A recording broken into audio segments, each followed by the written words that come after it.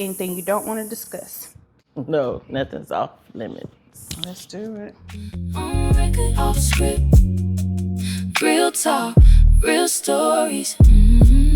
On record, off script. On record, off script. Shay Alexander.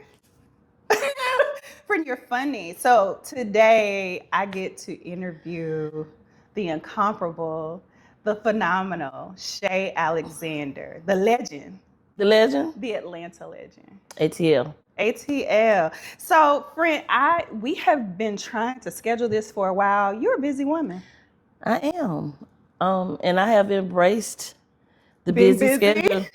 Booked and busy. It's my Booked and hashtag. busy. My hashtag, booked and busy. You are always busy. So, friend, this is going to be another interesting interview. I had people tell me, like, where do you get these people, like these friends? And I'm like, I've just been blessed with like truly amazing friends. And so today we're going to talk about your lifelong journey in public service. We're going to talk about you being an elected official.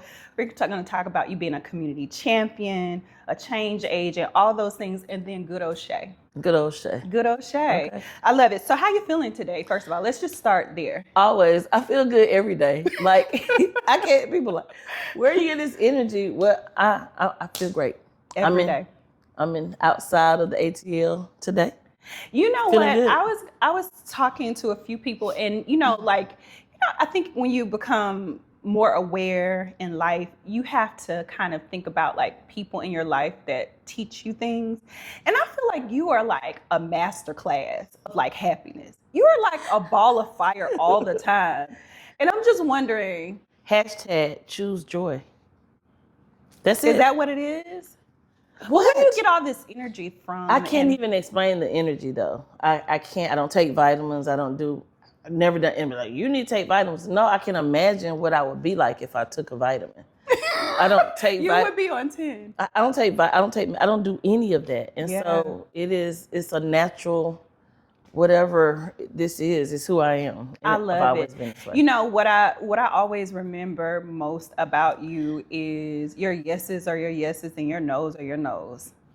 Period. All the time. Period. And you know what I learned? Because I remember one time we were talking and you were like, I don't do anything I don't want to do.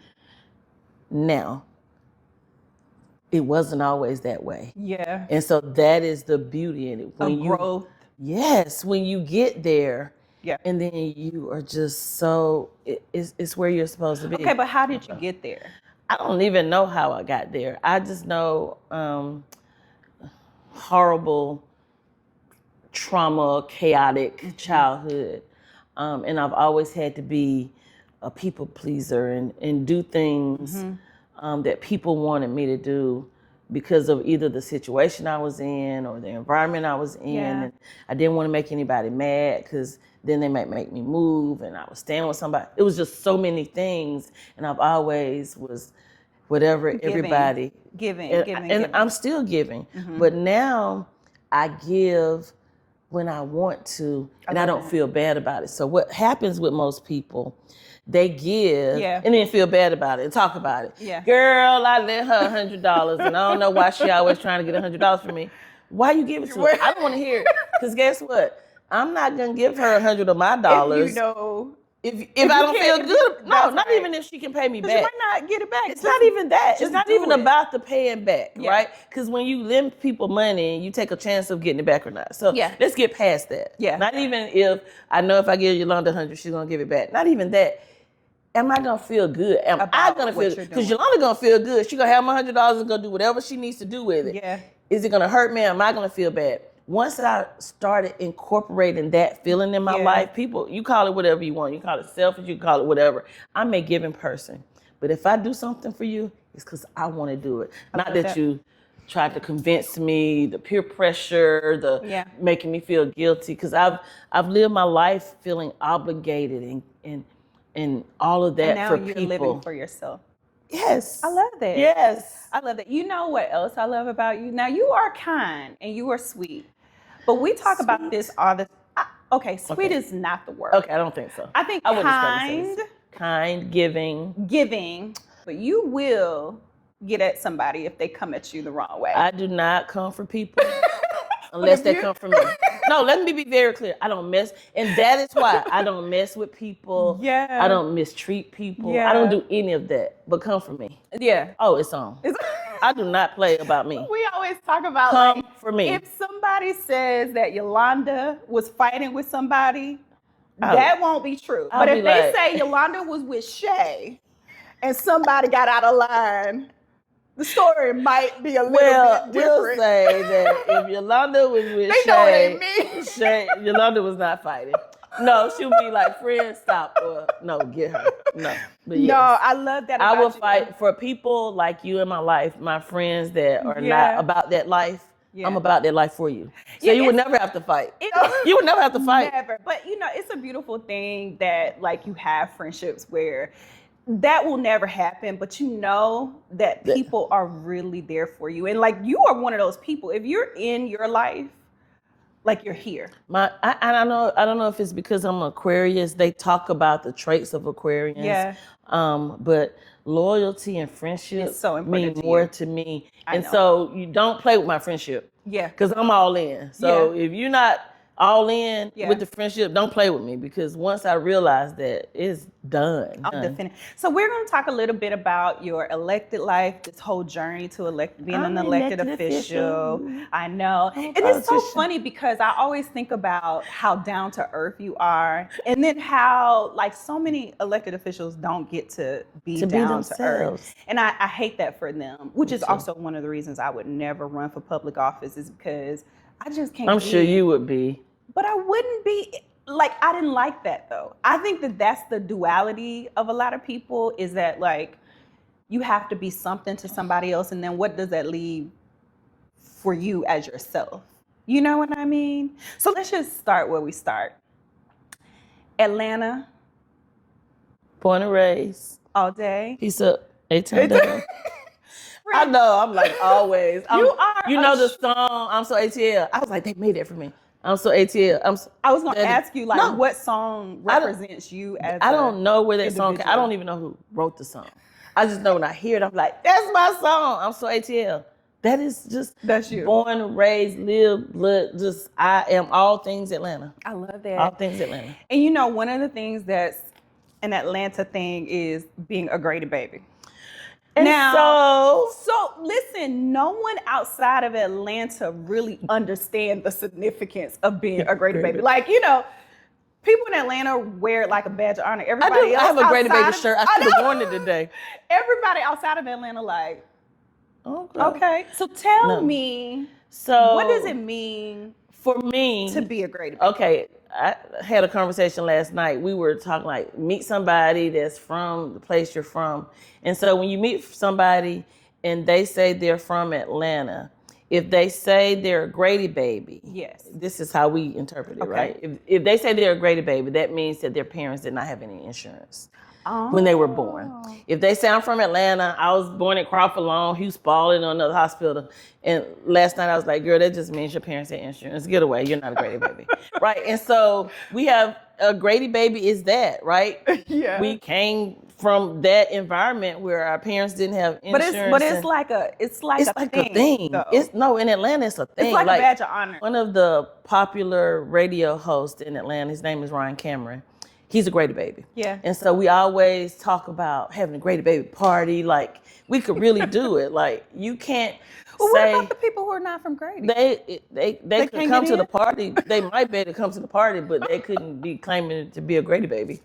So I would we have Grady Baby shirts or something. I don't know. It's the segregation for me. It really is. And it is. Yeah. So, all right, so let's talk about some fun stuff. I want to get into your childhood, but before we get into that, like, you are an Atlanta Falcons fan, true and true. Wait, no. People don't even understand because, first of all,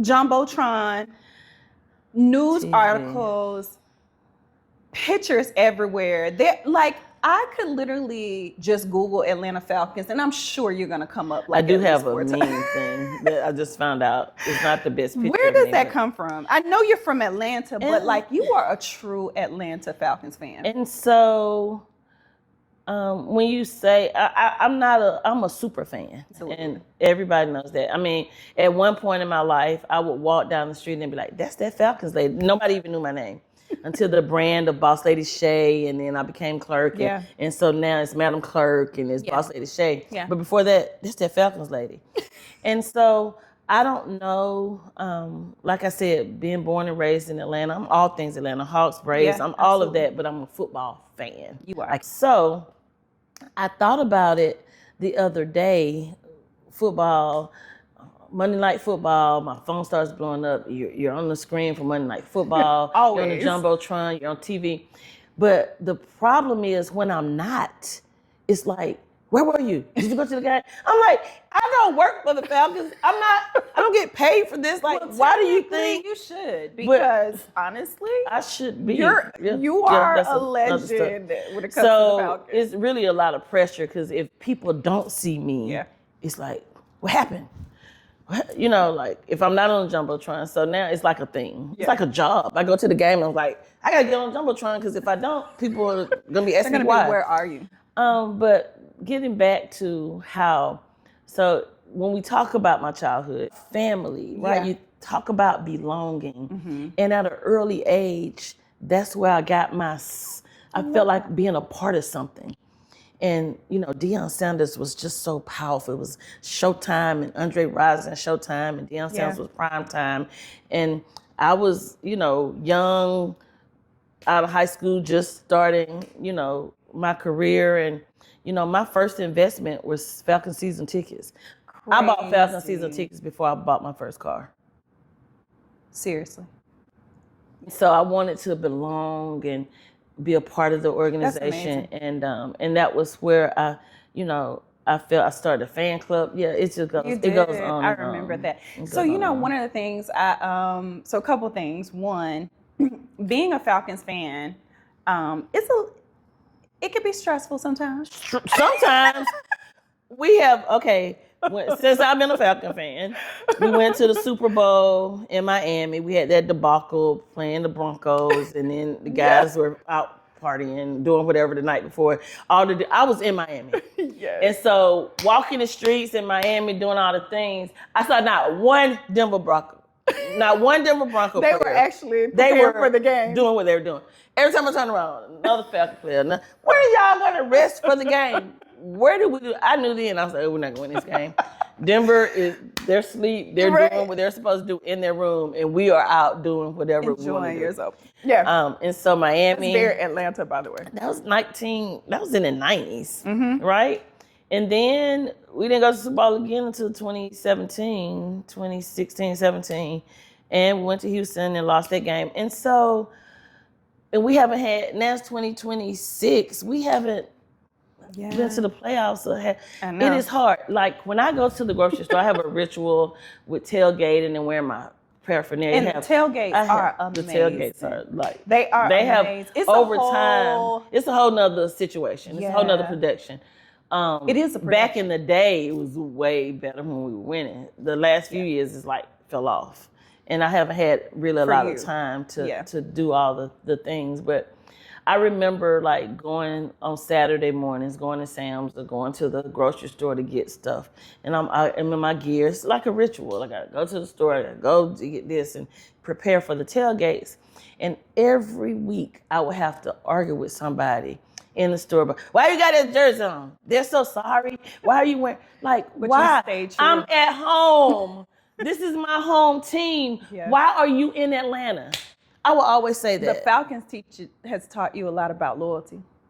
A lot about loyalty. Mm-hmm. I mean, it's a ride or die. I mean, if they lose, I can't be like, oh, I'm gonna just go. I like Lamar Jackson. I'm just gonna be a Baltimore fan. I mean, who does that? Yeah. I don't understand it. Yeah. And I don't understand Grady Babies. Let me be very clear.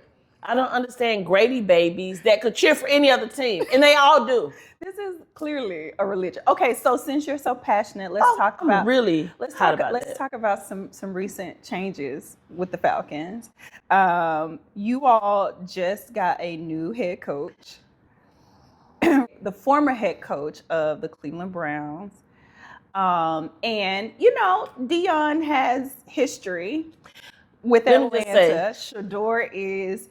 Yeah, I In mean, Cleveland. it's two sides. Tell me how it's folks two- are feeling, it's how two- you and folks are feeling It's about two your new sides coach. to that, right?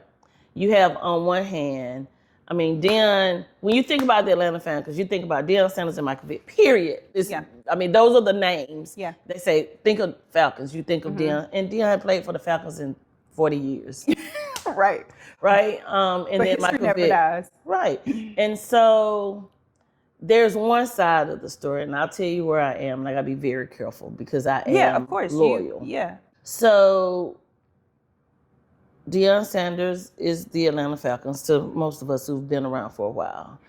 And this coach, in our opinion, mistreated his son. Who wants a coach that mistreated Deion's son? Most of the fans don't. Right? And that's just human nature. How is this going to work? But that is human nature. Right. We're saying, Right. they're saying, we're saying. How do you, right? And then you have the other side. Deion hadn't played for the Falcons in 40 years. What does Shador have to do with the coaching? Right. Y'all get a man a chance. So there are two sides to it. Right. I just want to win a game. So how are y'all going to handle this? We don't have a choice. Like, I don't understand. Like, if they were to talk to me, and I think they should talk to me about stuff like this. I mean, they really should. They should consult with you. I have my ear to the before streets. Arthur Blank, I have my ear to the streets, and I could just tell. Should we make a plea? I mean, I've tried to. They haven't even given me a free ticket yet. So I've done all of this. I mean, I'm on every commercial. I do all the stuff. I don't even have a free ticket. So we're going to try something different. All right. So let's talk a little bit about your childhood. I do want to talk about like who you are. How long do we have to chat, ma'am? So you share what you want. Okay. I always think though when we have these conversations, I think the interesting thing about what this means for me is that like I love when people say I can see myself in that person or I identify with what that person said. And I think so very often we keep our stories to ourselves for whatever reason, because we've grown past it. Maybe Not only that, you're embarrassed. And you're embarrassed. You right. think you've healed from it, but the truth of the matter is, and I think this is always important, you've healed, you've moved on. You might be embarrassed and you keep it a secret, but somebody is struggling with that and trying to navigate that. You mean you, the other person that might Meaning not. somebody out there that's holding somebody something out there in. has gone through something or might be going through something And and won't they're talk trying about to it. navigate it. And I just think sometimes our stories, we become Oh, triumphant, absolutely. but we don't realize that somebody is Oh, just I on do. the precipice of So triumph. that's what I'm trying to get you to say. Yeah. The somebody is somebody else, not me. Because Yeah. I tell my story wherever I am. So let's talk about, I know one of the things we will talk about as we get past kind of your bio and go off the script a little bit is about,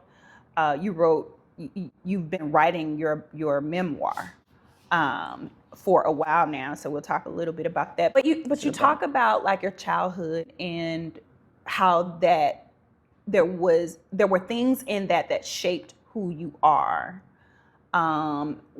What were some of those things that were hard, but also you turned into something positive as part of like what has driven you to be successful? I think the biggest thing for me, and when I go talk to kids and just people in general, you do not have to be a product of your environment. That's the biggest thing. You think, we grew up with this and you were around all of these things and you have to be a part of all these things. You don't. It's a choice. But God had his hands on me early on. I didn't know that was it. I knew I was different, and I used to pray like, I don't want to live like this. Like, When you say different, what do you mean? Meaning I didn't want to stand on the corner and not go to school and drink the MD 2020 and smoke weed. I didn't want to do that. Like, that was the thing. And they used to pick at me like, why are you going to school? And I was like, I want to. Yeah, But school was my outlet, but I didn't have to go to school.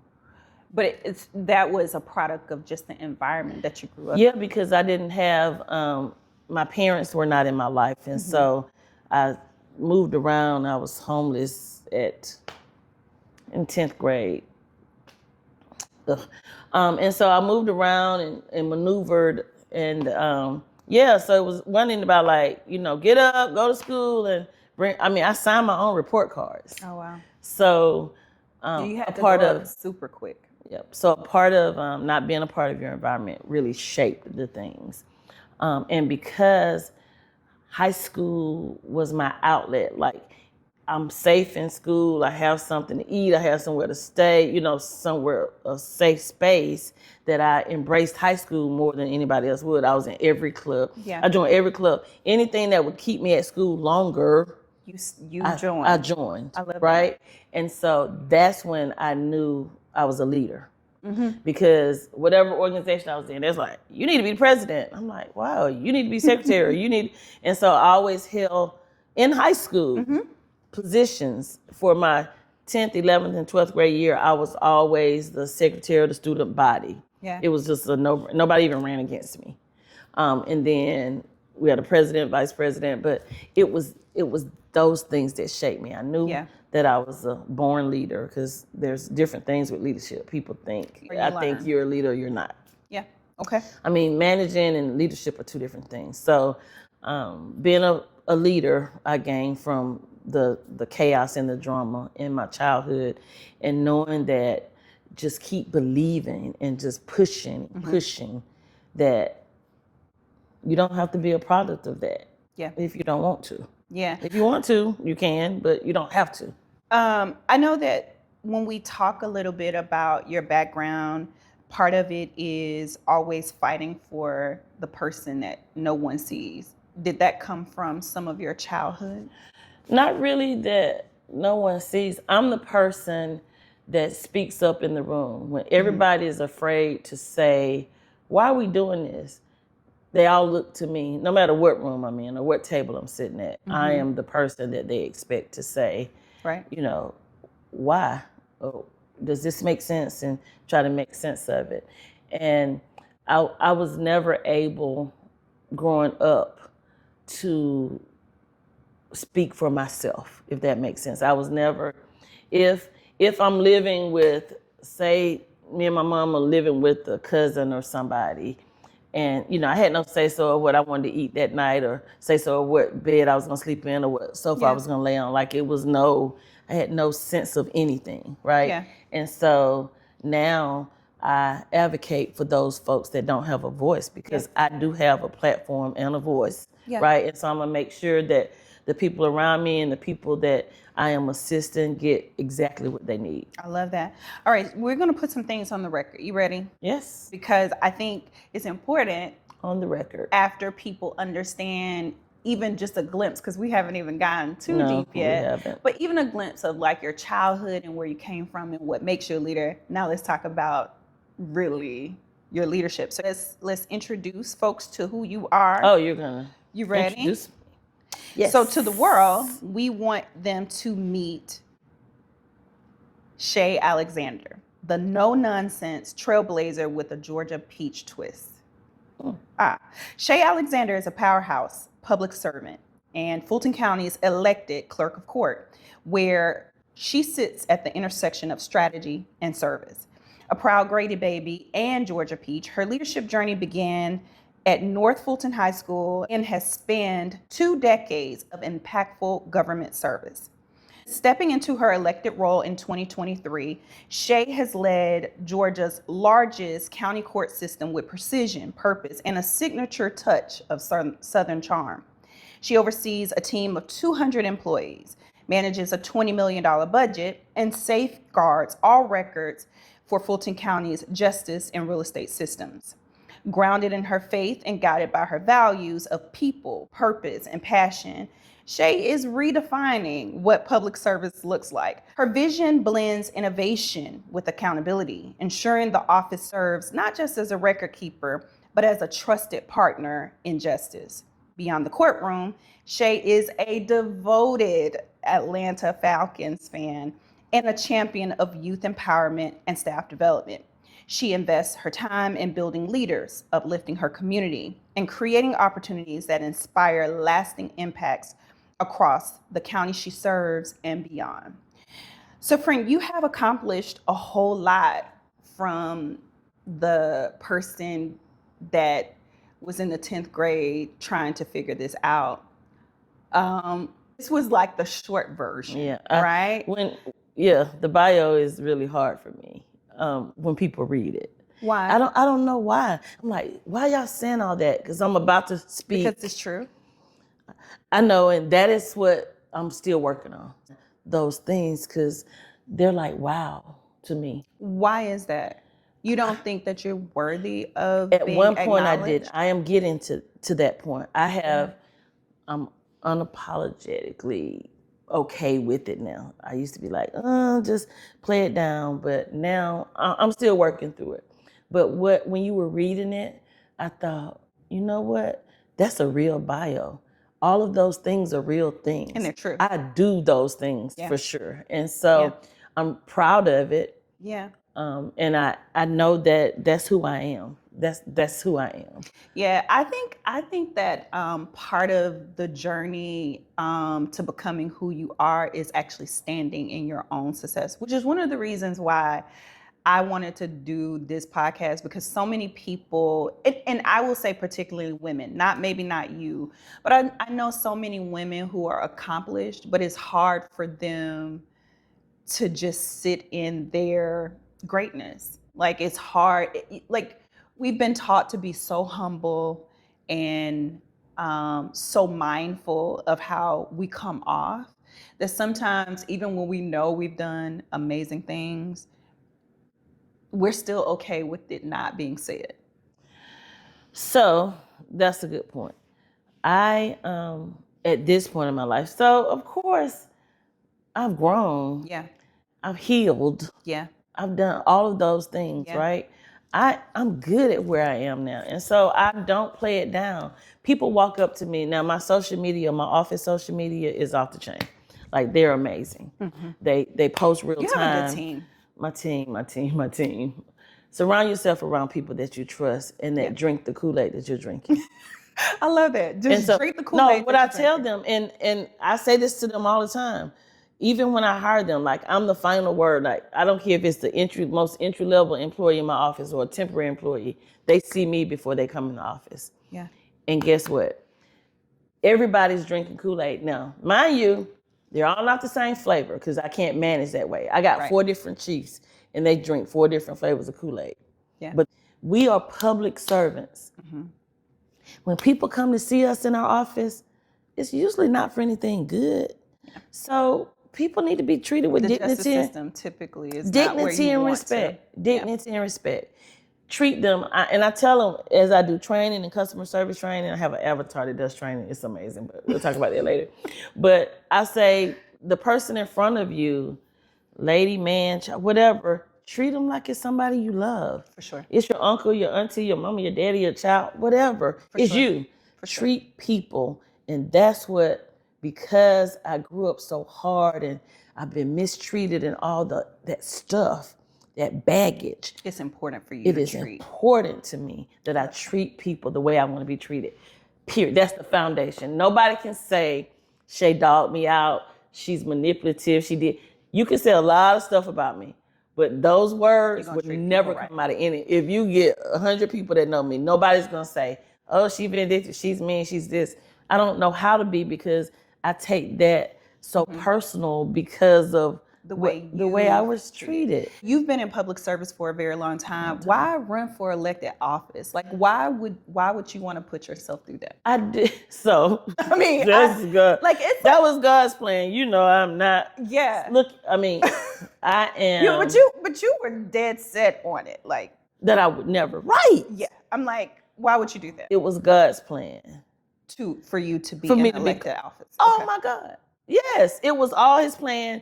And when it came to me and I had to do it, He said, do your part, I got you. Like, I was never worried. Like, all the politicals were, you were at my swearing in. Yeah. And one of the state reps said, I called her and told her she had to do this, this, and this, and she said, I'm not doing that. And she was like, you're not going to win. Are you serious about winning? If you're serious about winning, Shay, you need to go kiss this ring. You need to go do this. And I said, I'm not going to do that. And she was like, well, call me. I mean, we really were going at it. Well, if you're not serious about this, I don't know why I'm supporting you. And call me when you're serious. I said, okay, bye. And so we hung up, right? And I was like, I have to do it my way. Yeah. And what they didn't understand, what she didn't understand at the time, and I really couldn't articulate it, was that this was God's plan. He already told me, do your part, I got you. Mm-hmm. And when you know that, you know it. So I worked hard. I didn't take it for granted. You know, some people like, I'm going to pray on it. God's going to handle it. He's only going to handle it if you do your part. I was in the streets. I did all the things, getting my name out. I worked really hard. Like I was grinding. No, you did. From the dirt, grinding. Now, I think it's really interesting because I think two things that I know to be true about you that you just articulated, which is like, what I was saying earlier is that most people don't get to be authentic because they are navigating the game. Yeah. Like life sometimes feels like a big video game, right? Or a card game. It is. Spades. If you're from Atlanta or the South, it's a big spades game. And you trying to figure out who got the big joker. That's it. Who got the big joker? Because at the end of the day, you might not be, and this is anybody who plays spades, your face tells the story. So you keeping this idea of being authentic close to the vest. And so most people they're not able to do that. But you have always somehow uniquely get to show up, whether it's on the dance floor doing the Tamia dance that I still cannot do. Still trying to figure out this dance. But then going and swearing people in and running for you get to do that. And I think what I heard you say is because it's God's plan. So you believe your authenticity is guided by your faith, or how does your faith play into? So me being authentic is just who I am, right? And God has just taken care of me. Right. Be yourself, girl, I got you kind of thing. Mm-hmm. And so it's just work hand in hand. Yeah. So I don't think one comes before the other. Yeah. I think that I've always been this, everybody's like, Shay calls a spade a spade. Like, if you the friend, if you calling me saying, girl, what do you think? Don't call me if you want to hear some play stuff. You know me. I'm not going to say, oh, Yolanda. Let's talk about Let's just do that. I'm going to be like, no, that's some BS. You shouldn't. That makes no sense. Yeah. Or that is crazy. I'm going to be the friend that does that. Yeah. So for my friends, because you have different sectors of friends. So for my friends that are not true to themselves, it's hard for them to be around me unless it's in some social thing where they want to just have fun. Because I'm the friend, like, where you at tonight? Like, I'll never go out, but I know you're always doing something. Yeah. What can I do? Mm-hmm. But the ones that like are deep and you're trying to grow and trying to heal and trying to do those things, we have real conversations. Yeah. I only can have real conversations. I don't know how. Yourself. And that's at work, at home. Yeah, people don't know like how I got to DC. And behind every great move is this other sister or person behind you that's like pushing you off the ledge. Like, you are, friend, I can feel your hand in my back. Like, I can feel it in my back. Like, that is a cliff. I know it is a steep way down. Right. Jump. Go. That's now. you. Go Don't look now. back. Stop. Move. And when I moved to DC, I was here on my own trying to interview, getting everything together. And you, on a random day, dropped everything and was like, what day? I'll be there. I'm about to cry. I think about that. And, I mean, I just say that because I think sisterhood is so important, and womanhood, as you kind of grow older and you're in these spaces, it means something different than it did when you were 22 years old. I will never forget that. I tell people that story to say, there are people that you're not born with. Like, we're not siblings, but like, Yeah, we are. Like You're forever. my sister. So what is sisterhood and growing with a circle of people around you that support you? And I'm forever grateful of the way you support me, but like what does that mean for you? So think about it. If we go back to my childhood, no family, no structure, no really anything, my friends are my family. Yeah. And that's why I'm so loyal to friendship. And That makes right, sense. not that if I do something for you, you only need to do something for me. Not that, but show up. I show up Yeah, on all levels, right? you do. And so I think it goes back to like, you're my sister. I don't have a sister. You are my sister. Right. Right. The other thing about that is right now in the climate, the political climate, just the space that we're in, I really want us to do better with each other. Because when I tell you the biggest enemies of us are us, Yeah. Black women and black women we just don't get along. We have to be We together. have to. It's so I want you to shine. I want to be in DC. You have the most fabulous house, car, job, and I want to be all the things. all the things, right? I'm not gonna be like, damn, Yolanda got. And you want people around you that want that for you too.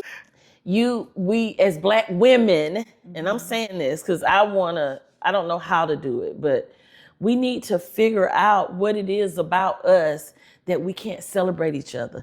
It's enough success for everybody to have their own piece of it instead of us tearing each other down just to be better, right? No, I don't do that. That's why, I embrace the little young girls and try to bring them up and you keep going, bringing people up and along with you if they're ready. You can't bring everybody. It's another conversation. You have to know when not to bring them. Literally every guest says like you have to know, like career-wise, you have to know who to bring with you. You have to. I mean, because you can't just keep bringing people. I tell you that all the time. Yeah. You can't. You have to know who to bring. Who should be going. You have to bring people. Yes, you can't absolutely. just get there and be like, oh, I've made it and forget everything behind me.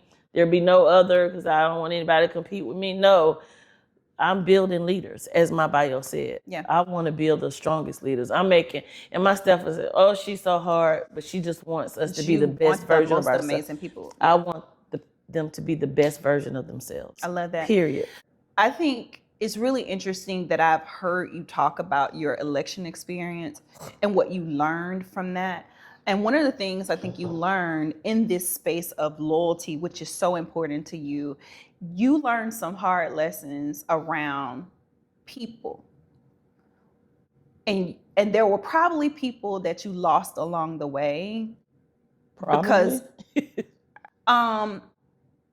was that hard for you? I've had a hard life. I've been homeless, probably sexually abused and don't even remember it. I've been in a domestic violence situation. I've been through a lot. I've been through more things than I would wish for anybody to have to do one of them. Mm-hmm. It's been so many. This election, politics is no code. Yeah. They will say anything, do anything. People are mean and vindictive, like the lies and the, right? So it was really, really hard. But out of all of that, because those are people I don't know and people that make up stuff and social media and they just say mean things because they can't say it to your face because I'm ready to fight, right? I mean, it is. They get behind a computer and say, oh, blah, blah. But if you were in front of me, what you said, and as soon as I saw somebody, blah, blah, blah, and then I see them in the street, they'd be like, Shay, I'd be like, you're not talking to me, right? Not when you just... They say, oh, I can't believe she says that. Yeah, yes, I did. It would be detrimental for people to say things behind a keyboard. Behind the keyboard. Because you're actually going to say. I would actually say, and so what? And so did you experience that during this election? Oh, a lot. But so the things that you go through, but when people are mean to you that don't even know you, it's a whole different level. Like, you don't even know, how could you even say that out of your mouth or behind the keyboard about me and you've never met me? So that was hard. But what was even harder were the people that you loved that didn't show up for you. Yeah. That was hard. I'm That sure. was really hard. And people that you loved and respected that turned on you.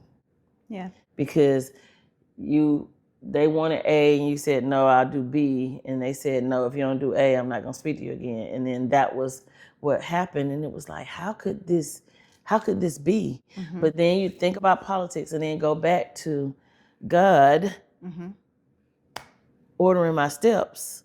It was what I had to go through. You just had to keep going. I had to keep going. And guess Yeah. what? If I didn't, think about it this way.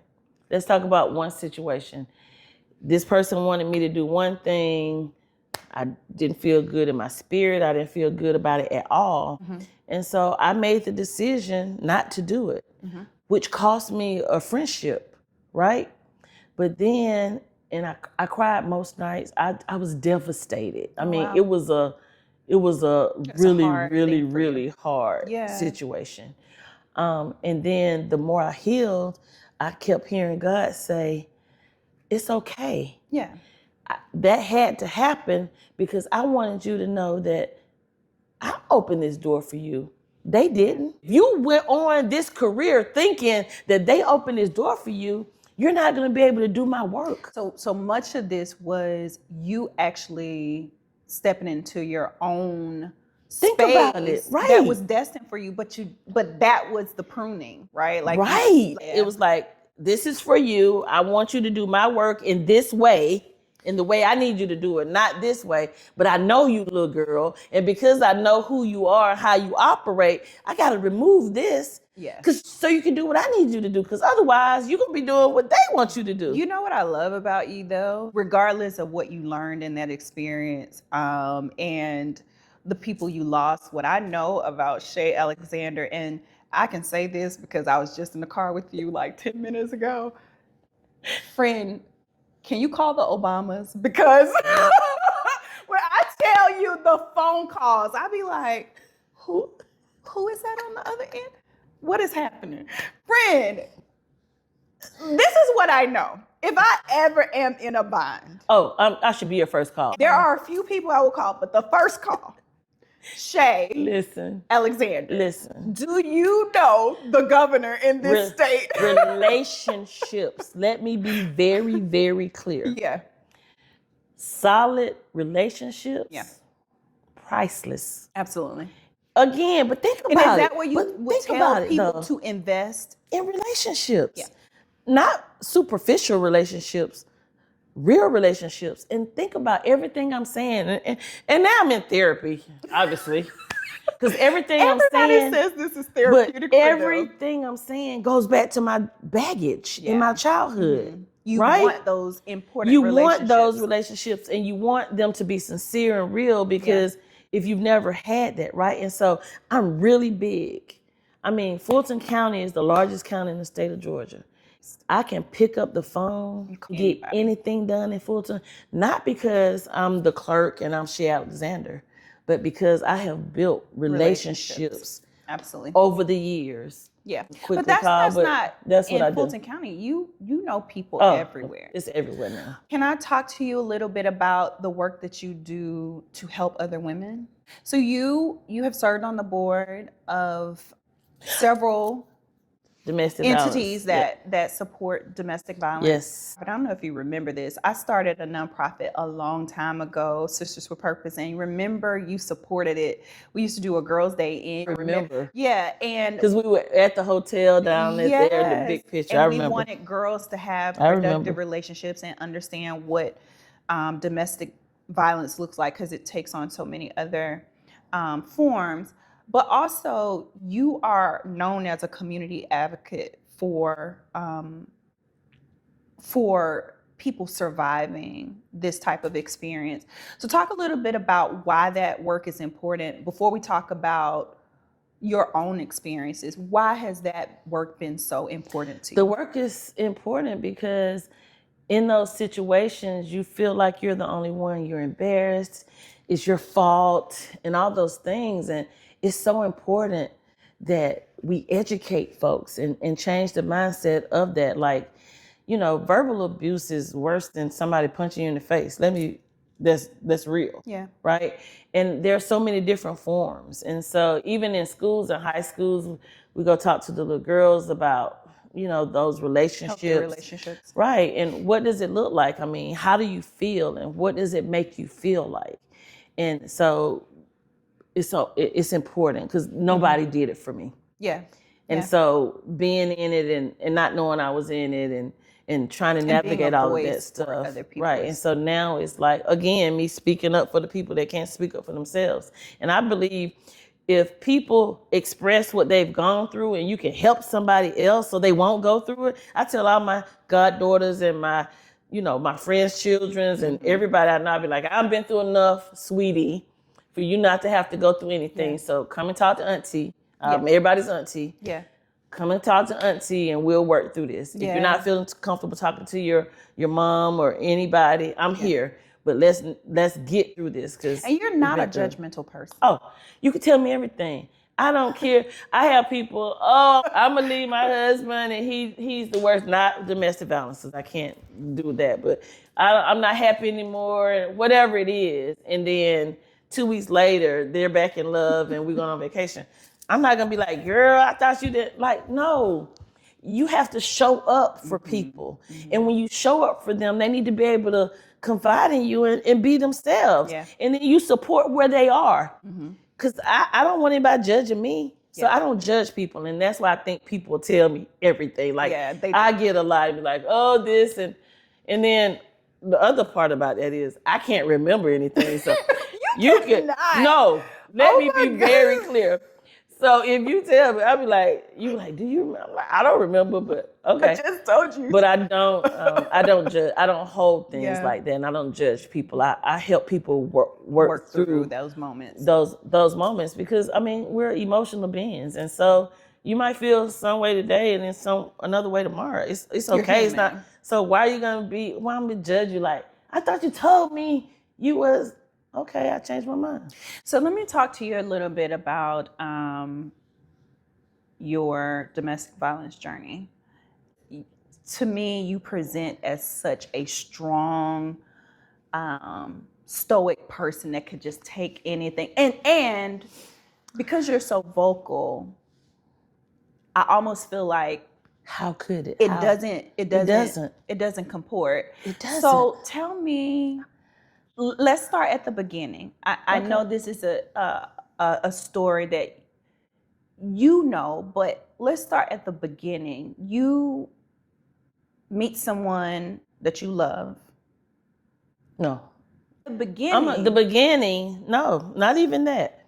At the beginning, I had been in a relationship with my husband that I met when I was 11, and we had been together 11, got married at 21, divorced at 30. Been with this man most of my life, 20 plus years. Yeah.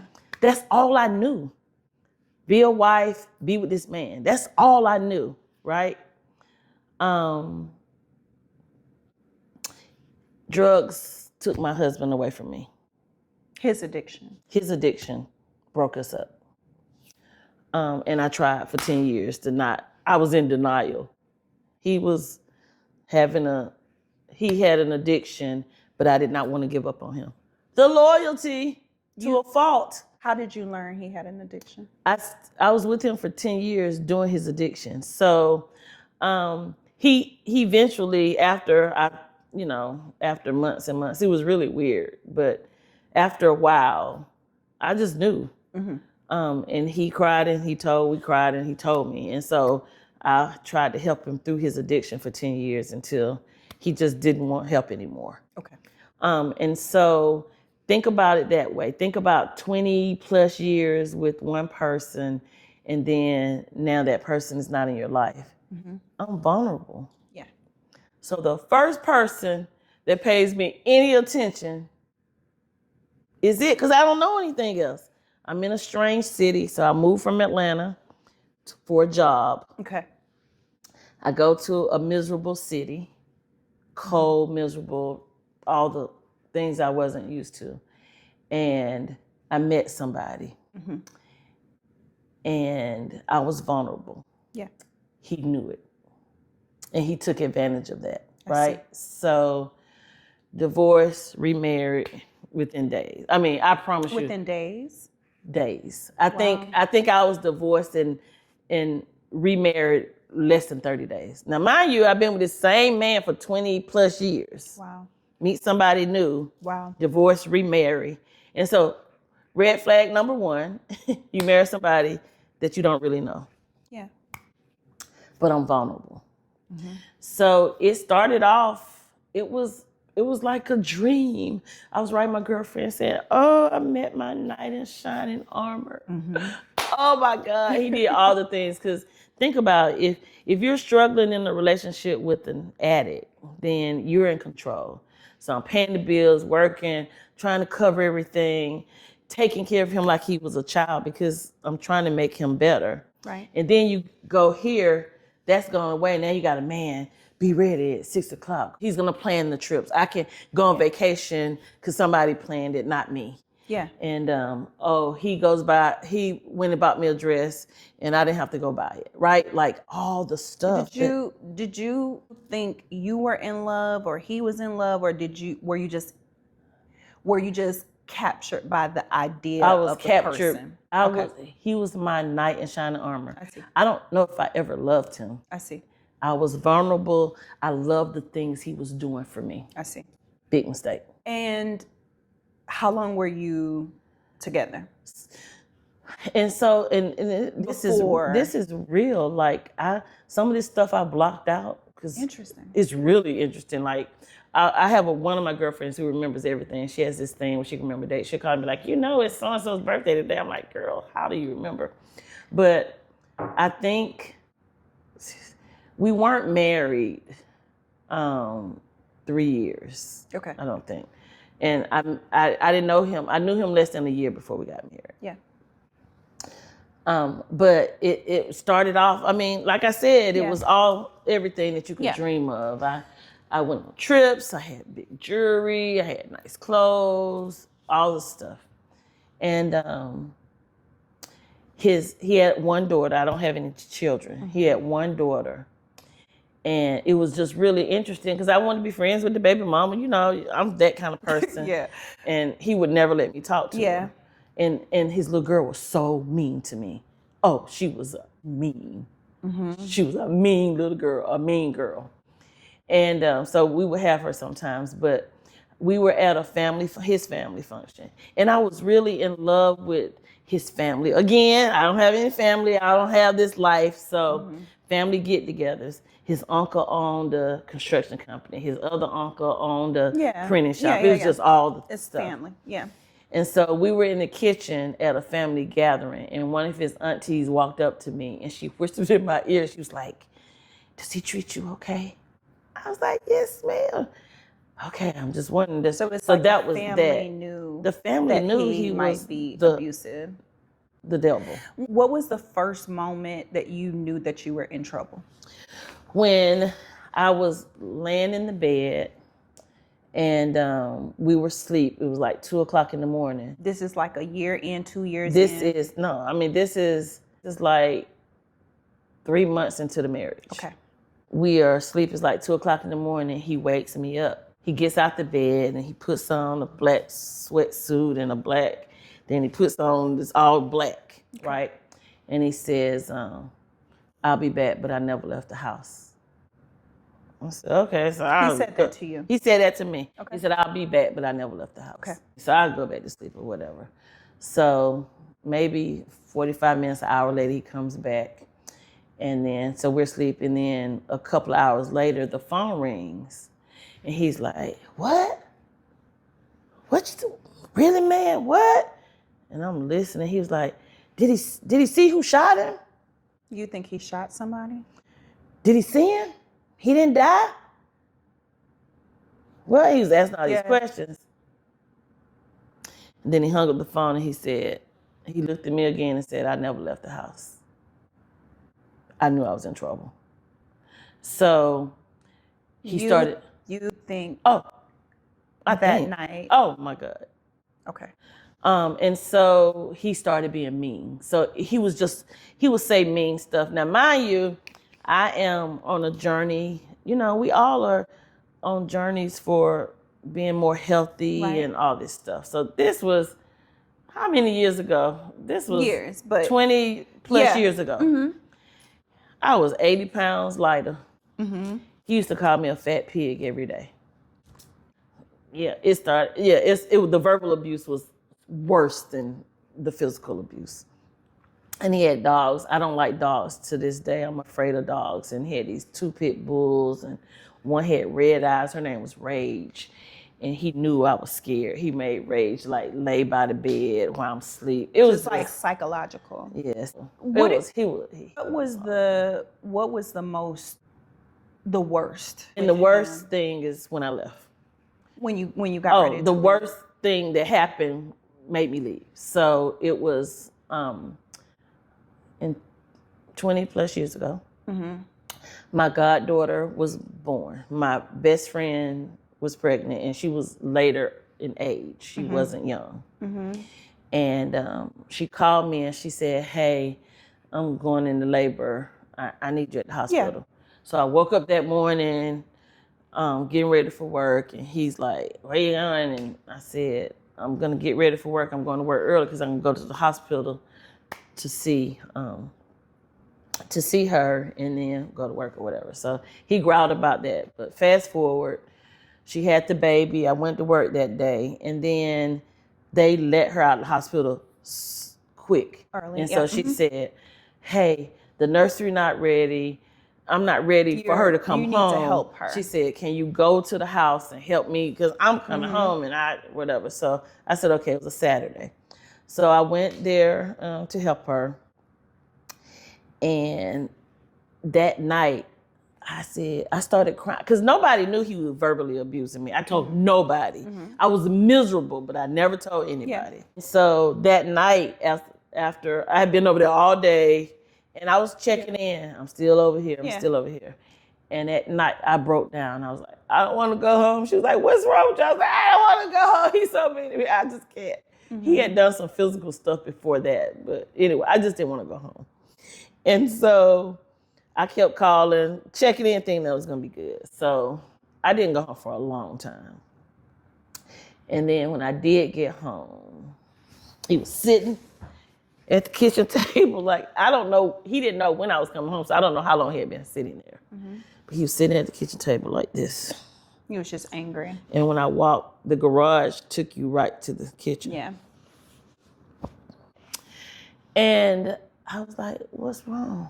And he just started cursing me out and, "You don't care about me." And I was like, "I was take care of my God, baby. Like, she just had, I don't care." And he beat me for 12 hours straight. Beat me. Punched me in the face. Physically. Threw stuff. He beat me for 12 hours straight. Like, I remember being in the kitchen in like a little ball, just begging. And I just told God, just let him kill me now. I don't want to do this anymore. I was just like this. And I said, I don't want to live. I cannot do this. And he poured. Now, you know how I am about my hair. Everybody knows my hair, right? He took some cream of celery soup and poured it down my head. So my hair, because I had cooked that for dinner the night before, and some string beans. I'm sorry about He took a pan of string beans And just in a poured pan and just poured, because he knew how I felt about my hair. So he poured it down my head. He was throwing glasses at me. He was punching me. Did you ever in this environment think that you were going to die, that he was going to kill you? I wanted to die, yes. No, but did you think that? Oh, I thought he was going to kill me before that, because he used to tell me, "You don't have any family." He said, "I'll cut you up into little bitty pieces and bury you in the backyard and nobody even know where you are." And I believed him. He threatened to kill you. Oh, I believed him. And so that's why, and the rah-rah me, Yolanda, not one time did I ever raise my voice at this man. Not one time did I ever talk back. I was all submissive, thinking he won't be mean to me. He had no reason to be mean to me, because I wasn't the... Yeah.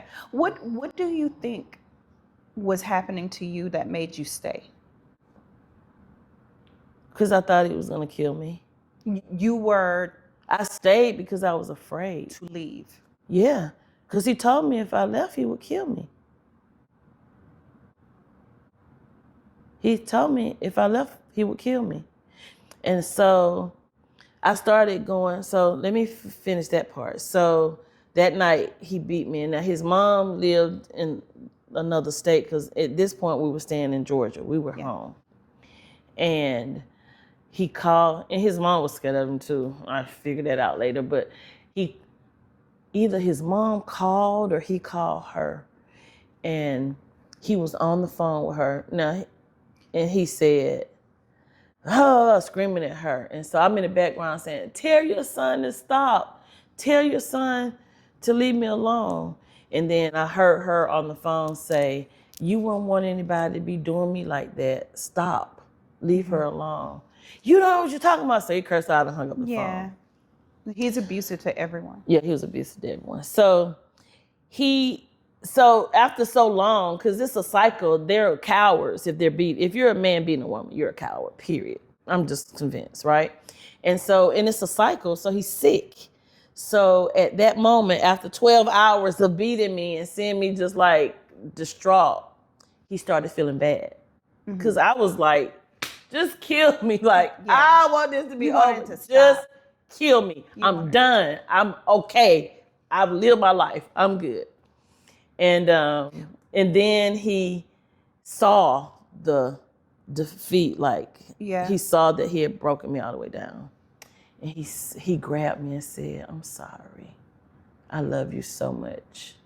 After he had beat you for 12 hours? Yes. He said, I won't do it again. Now, mind you, at this point, I wanted to die. So I didn't care at this point. Yeah. So I looked and I shifted. And he said, I love you. I'm sorry. And the psycho person started crying. Oh, he started boo-hooing. Yeah. He started crying. He started crying. Boo-hoo crying. Okay.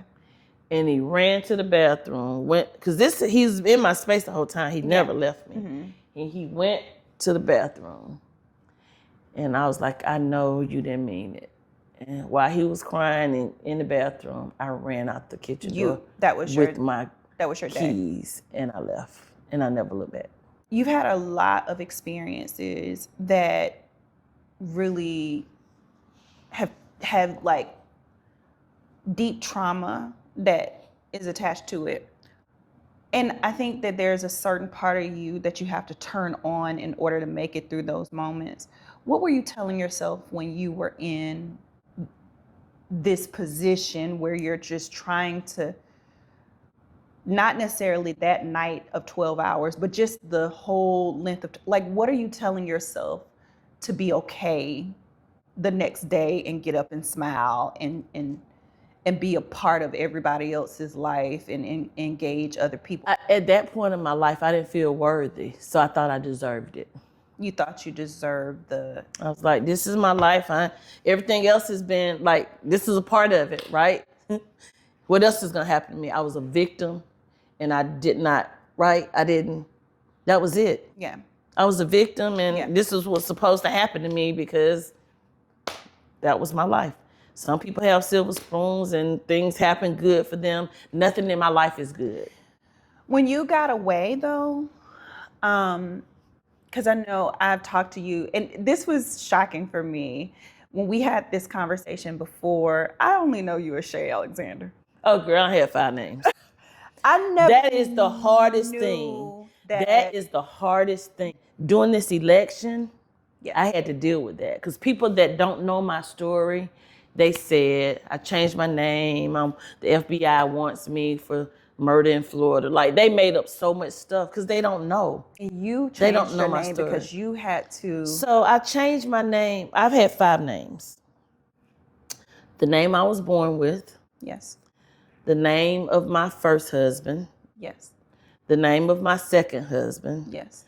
The name the domestic violence shelter gave me when I disappeared and ran from him. Wow. And then Shay Alexander. I've had 5 names. And so when I went to the domestic violence shelter, right, I was homeless and I drove my car with just the clothes I had with me. And I went to this shelter. I slept in my car the first night, and in this shelter in Florida, I met they had this program. Yeah. That's why I went to Florida. And so one of the senators or the people that advocate for this was like, we're going to go get your name. Because I was afraid that he was going to find me, do all the stuff. And so we went to the court. I didn't know it was going to happen so fast. I hadn't even picked out a name. Yeah. So we went to the courthouse. They was like, fill out this paperwork. What do you want your name to be? I'm like, my name to be? My born name had a last name of a W. Yeah. And I was always in class at the end. I said, I'm going to get an A this time.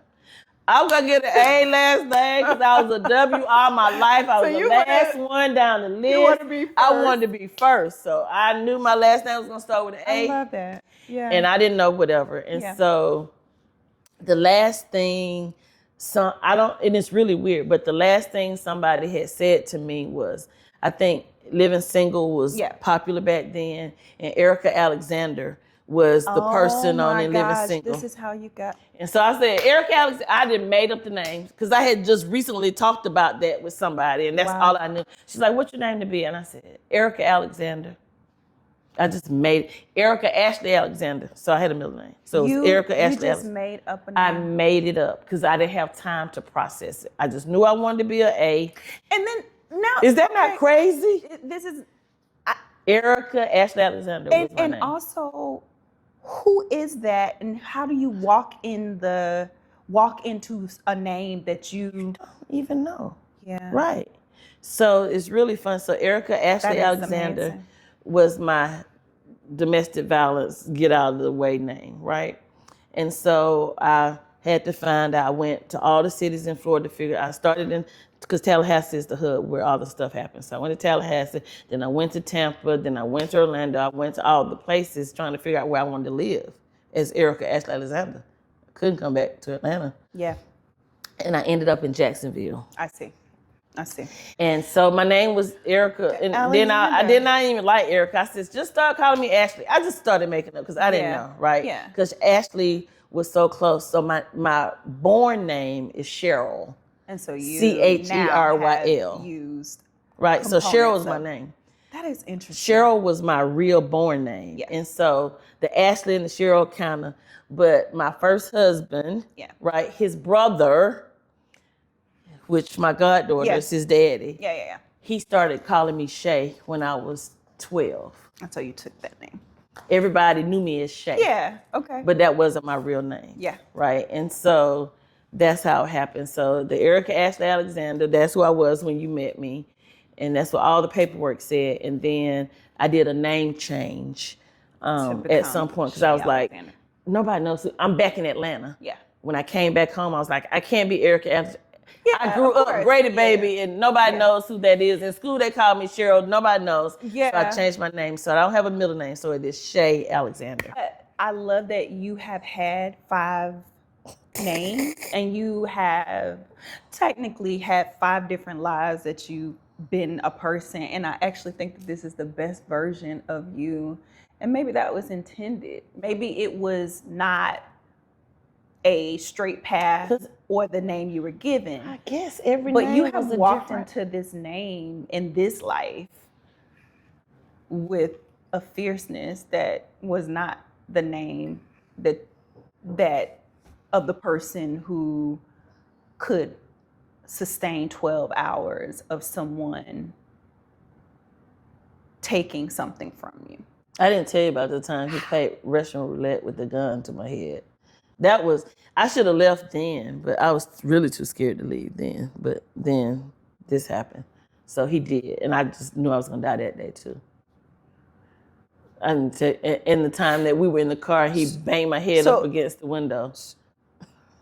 As we were driving down the street, I could see cars. And I'm like, help me. He was like, yes, you are. How can you smile about this?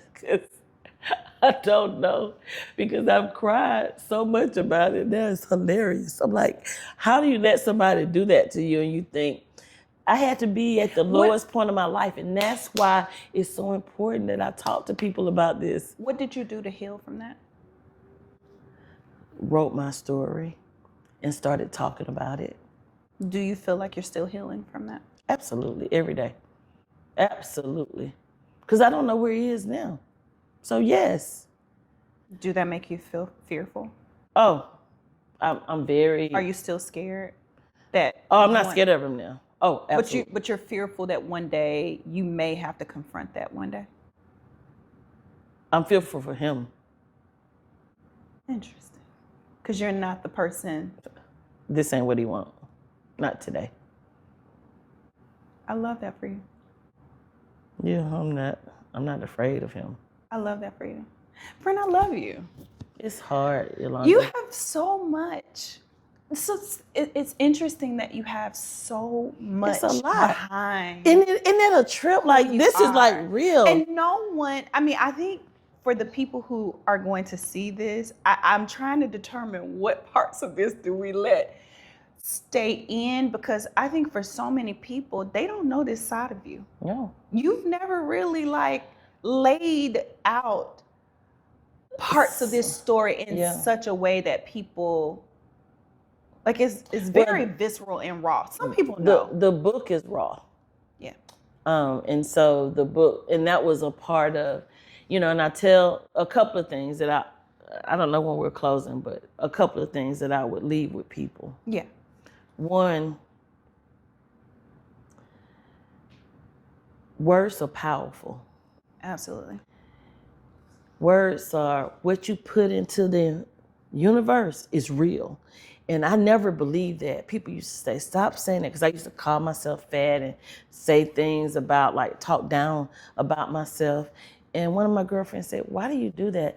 Rephrase the way that you speak about yourself. Absolutely. And rephrase this and, ask God for all, right? Yeah. And so that's real. Because when I started doing it, things started happening.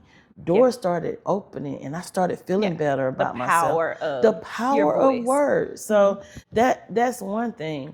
And then you have to, like I said, I didn't feel worthy of anything, because, I had a hard life, and I grew up from the dirt. I never had any money. I never had anything. I never had any support. It took me 12 years. It took me 12 years taking a class at a time to graduate from Georgia State with my undergrad. Yeah. That 12 is funny. 12 hours, 12 years. Oh my gosh. Ooh. Just had a full circle. Yeah. Yeah. So, but I'm like, let's go see what that means. I'm going to call Nzinga and see what that means. But anyway, so finding myself, finding my space, and that's why I'm so comfortable in my skin now. Yeah. I've been through it. And I everything I have, I own all of this. And that's why I am the Fulton County Superior Court clerk. Because I deserve it. I worked hard. Yes. I did all the things. I'm walking in my purpose. And everybody may not be able to do that. And I want that for people. I want people to be able to wake up in the morning and thank God and just try to figure out how they're going to maneuver their day, because they're doing something that doesn't feel like work. Yeah, I love that. Well, friend, I am a fan.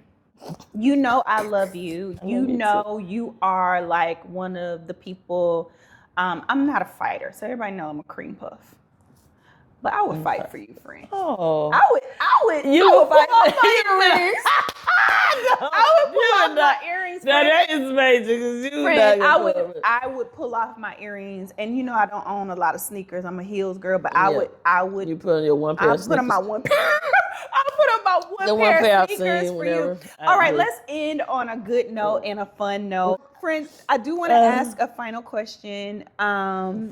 You are a public servant through and through, but I ask this of all of my friends and typically all of my guests now, because I think it's interesting to me. If you were not Shay Alexander, the elected official, the public servant, the community champion. You're a Fulton County. Okay, sorry. What would you be doing with your life if there were no obstacles? What would you enjoy doing, or what would you have chosen to do? What I will be doing soon? What you will be doing? Okay. If I wasn't your Fulton County Clerk of Court, I would be your poker queen. Poker queen? Yes, you would see me on TV. Are you good at it? You would see me on TV with Phil Ivey and the guys playing poker. That's what I would be doing with my life. no obstacles. I just need a sponsor because you know them tournaments. They be like, oh, it costs $100,000 to get in this tournament. Now I don't. $100,000 to get to in a win tournament? millions and millions. Like you could live. People play poker for a living. Yeah. That would be me. That will be me. Can I have $10? Sure. Are you good at it? Yeah. I'm a little aggressive. I need some help. You I'm do? a little aggressive, but think about You know it this how to way. you know how to get in and Oh, poker I do face the, and I everything. can do. I have to put my shades on, and I put a, I don't like to mess with my It's hair, but I serious. put on. It's serious. I love this. But the problem with there's a couple of things. Yeah. One, I'm real aggressive, and Can you be aggressive in poker? you Meaning can't. as far as like You're not. No, I'm aggressive, and you're not about to pump me out. Let me tell you why. Because guess what? I'm a double minority. yeah. There are very few women, Who play poker? and there are really no black women. Very few women, and very, very, very, very few black women that play poker. So when I'm at a table of 9 or 10, and they're all men, mostly white or Asian men, You're there for business. I'm there, and they're coming for me. I love So I'm not playing like they'll team up. Yeah. You see what I'm saying? So even stuff that I know you don't know anything about poker. I do not. But if they call or make extra moves, they'll do it to target me because they don't think I should be at the table. Interesting. Yeah, What a it's metaphor. I shouldn't be at the table. What a metaphor. But It's so many women, like, what a metaphor. Even in poker. yes, even more in poker. That is You should not be crazy. at the table. It's crazy. Why are you here as a black woman Well, sitting at this table? I will say So this. that's what I would be doing if I wasn't your elected clerk. When you retire and you become a poker queen, I would like to do a couple things. I would like to have a flight so I can be there. Yes, I have my little. I Wow. will be the person who document all the wins. Yeah. Okay. You need let's help. go. You can help me find a sponsor. I will. Cause guess will. what? The sponsor, all I'll do is have to wear have the Adidas hat on I or the will. Nike hat, and then they can see that, we can and push then it. have on the hoodie or whatever. That'll be that, or drink the water or whatever they have, or whoever wants and to win your sponsor $1 million. me and win. All I need is love this. the fee. Friend, But yes, thank you that's so what I would be much doing. for this time. No, I thank appreciate you. It's been fun. It's It's been a roller long. coaster. We talked about a little bit of everything, and so I thank you for being transparent, and thank you for all you're doing. I just love this about you, and I still community. think the best is It's all still about yet the to community. come. It's all about the community. Yeah, no, you have the heart. You are where you're supposed to be. I am. Yeah, And when you know it, you know it. I love it. I can't say nothing else to that. Thank you. All right, thank you. Love you. On record off script. Real talk, real stories. On record off script. On record off script.